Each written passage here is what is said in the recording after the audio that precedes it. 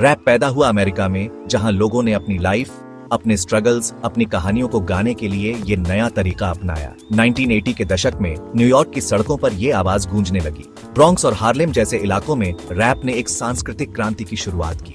धीरे धीरे ये आवाज पूरी दुनिया में फैल गई। अमेरिका से निकलकर रैप ने यूरोप, एशिया, अफ्रीका और ऑस्ट्रेलिया तक अपनी पहचान बनाई। हर देश ने इसे अपने तरीके से अपनाया और इसमें अपनी संस्कृति का रंग भरा। इंडिया में भी रैप ने अपनी जगह बना ली। यहाँ के युवाओं ने इसे अपने जीवन के अनुभवों को व्यक्त करने का माध्यम बनाया। यहाँ के आर्टिस्ट्स ने इसे अपना रंग दिया, अपनी भाषा दी और अपनी पहचान दी। भारतीय रैपर्स ने अपनी जड़ों से जुड़कर अपनी कहानियों को संगीत में पिरोया। शुरू में इंडियन रैप ज्यादातर इंग्लिश में था। 1990 के दशक में कुछ भारतीय रैपर्स ने अंग्रेजी में रैप करना शुरू किया, जिससे उन्हें एक अंतरराष्ट्रीय पहचान मिली। लेकिन फिर हिंदी, पंजाबी और बाकी भाषाओं में भी रैप आने लगा। धीरे धीरे भारतीय भाषाओं में रैप ने अपनी जगह बनाई और लोगों के दिलों में बस गया। बाबा सहगल जैसे आर्टिस्ट्स ने शुरुआत में इसे आगे बढ़ाया। उन्होंने हिंदी में रैप करके इसे एक नई दिशा दी और भारतीय रैप को एक पहचान दिलाई। ये एक नई शुरुआत थी, जहां से इंडियन रैप ने अपनी अलग पहचान बनानी शुरू की। 2000 के दशक में कई नए रैपर्स उभर कर सामने आए और उन्होंने भारतीय रैप को और भी ऊंचाइयों तक पहुंचाया। और इस सफर में कई आर्टिस्ट्स ने अपना योगदान दिया। हर एक ने अपनी अनूठी शैली और आवाज से भारतीय रैप को समृद्ध किया, जिससे यह एक सशक्त और विविधतापूर्ण संगीत शैली बन गई। हनी सिंह का नाम इंडियन रैप के इतिहास में हमेशा याद रखा जाएगा। उन्होंने रैप को आम लोगों तक पहुंचाया। उनके गाने हर नौजवान की जुबान पर थे। पार्टीज में, शादियों में, हर जगह उनके गाने बजते थे।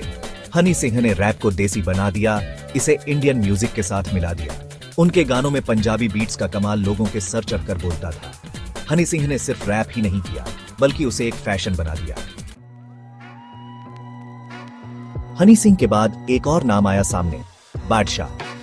बादशाह ने अपने अनोखे अंदाज और दमदार आवाज से रैप की दुनिया में एक अलग पहचान बनाई। बादशाह ने रैप को एक नई दिशा दी, एक नया स्टाइल दिया। उनके गानों में एक अलग ही ऊर्जा और जोश होता है, जो युवाओं को बहुत पसंद आता है। उनके गाने सिर्फ पार्टीज तक ही नहीं रहे, बल्कि फिल्मों में भी आने लगे। उनकी धुनें और बोल हर किसी की जुबान पर चढ़ गए। बादशाह ने अपने म्यूजिक से दिखाया कि रैप में भी फीलिंग्स हो सकती है, दर्द हो सकता है और प्यार भी हो सकता है। उनके गानों में एक गहराई है जो दिल को छू जाती है।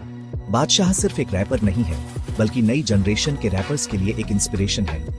उन्होंने कई नए कलाकारों को मंच दिया और उन्हें आगे बढ़ने का मौका दिया। MTV हसल जैसे शो के जरिए उन्होंने कई नए आर्टिस्ट्स को मौका दिया। इस शो के माध्यम से उन्होंने नई प्रतिभाओं को निखारने और उन्हें सही दिशा देने का काम किया। स्टैन और डिवाइन, नया साउंड, नया अंदाज। MC स्टैन और डिवाइन, ये दोनों नाम इंडियन रैप का फ्यूचर है। दोनों ने अपनी अलग पहचान बनाई है। स्टैन का स्टाइल बिल्कुल अलग है। उनके गाने यंग लोगों को बहुत पसंद आते हैं। डिवाइन ने अपनी लाइफ के स्ट्रगल्स को अपने रैप में डाला है। गली बॉय फिल्म ने उनकी कहानी पूरी दुनिया को बताई। स्टैन और डिवाइन दोनों ने दिखा दिया है कि इंडियन रैप में अब दम है कि वो दुनिया में अपनी जगह बना ले। इंडियन रैप का फ्यूचर दुनिया जीतने का सपना। यह सपना सिर्फ एक कल्पना नहीं है, बल्कि एक हकीकत बनने की राह पर है। आज इंडियन रैप उस मुकाम पर है जहां से वो आसमान छू सकता है। यह सिर्फ एक संगीत शैली नहीं है, बल्कि एक आंदोलन है, एक क्रांति है। नई जनरेशन के रैपर्स में जोश है, जुनून है और सबसे जरूरी, अपने काम के लिए लगन है। ये युवा कलाकार अपने शब्दों और धुनों के माध्यम से समाज को बदलने का मादा रखते हैं। इंटरनेट और सोशल मीडिया ने रैपर्स को एक ऐसा प्लेटफॉर्म दिया है जहां वो बिना किसी रुकावट के अपनी कला दुनिया को दिखा सकते हैं। अब किसी भी कलाकार के लिए अपनी आवाज को दुनिया तक पहुंचाना पहले से कहीं ज्यादा आसान हो गया है। आने वाले टाइम में इंडियन रैप और भी नए एक्सपेरिमेंट्स करेगा, नए नए स्टाइल्स आएंगे। यह एक ऐसा क्षेत्र है जहां हर दिन कुछ नया और अनोखा देखने को मिलता है। और एक दिन ऐसा आएगा जब इंडियन रैप पूरी दुनिया में छा जाएगा। यह सिर्फ एक सपना नहीं, बल्कि एक लक्ष्य है जिसे हर भारतीय रैपर हासिल करना चाहता है।